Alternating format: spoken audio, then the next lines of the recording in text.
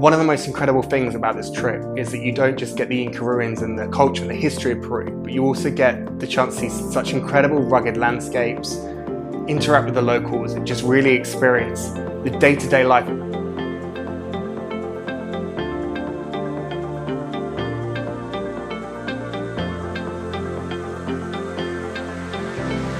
First day of the tour is spent acclimatizing to the altitude in Cusco and getting ready for the trek, which is going to be about 4,800 meters at its highest point.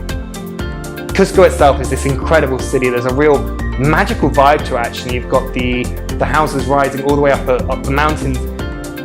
On day 2, it's an early start. The first stop with the G-Adventures tour after that is to one of the G-Adventures supported community projects. So G-Adventures has many projects around the world, and they've got 2 specifically on this tour, as well as the campsites, which are there to support the locals and to bring people off the main kind of tourist path and give them the chance to spend their money and interact with people in a way that you might not normally get to on a tour where you're rushing around.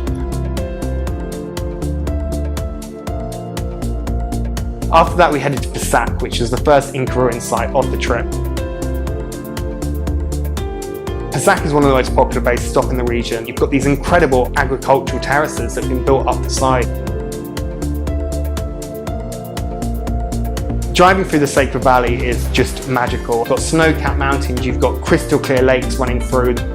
Between the Sacred Valley, Cusco and Machu Picchu, you have the home of the Inca Empire, which was one of the biggest, if not the biggest in the world in the 15th century. So it's a real slice of history mixed with this natural beauty. Lunch was served on day 2 at another one of the great community projects run by G-Adventures. The last stop on day 2 is Ollantaytambo, which is this incredible village, and it's full of cobbled streets, and it's truly charming. But one of the main reasons to go there is for the archaeological site and the ruins there, where you've got another fortress. There's houses built into the towering cliffs to one side, the cobbled streets and the red rooftop below, and then you've got these archaeological stairs going up. Day 3 to 5 is all about doing the Lares trek.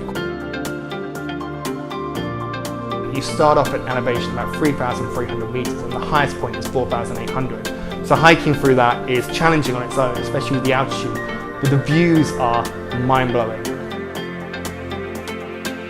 You're walking through valleys, you're walking over passes, you've got snow-capped mountains, clear blue lakes. One of the best things is the locals. You will pass more locals, I'm sure, than tourists. I can count maybe on one hand the amount of tourists I passed, but the chance to interact with the local kids who are running to school and running miles to school, or the adults who are herding their llamas and alpacas. And one of the most magical things about this whole tour for me was, especially as the sun would set and the incredible stars would come out over the tents, is just how in the middle of nowhere you are. You are truly surrounded by nature, and anyone that you are meeting actually lives. They live in the mountains. They're the local people, which they still speak in their native language. Pretty tough on day 2 of the hike. This is the point where you're going to hit the highest point of 4,800 meters, and it's a struggle to get up, but when you do, the views looking all around you, 360 panoramic views of the valleys, are just mind-blowing. But when you just stay still and you've got your breath back, it's silent. It's absolutely incredible just how silent it is.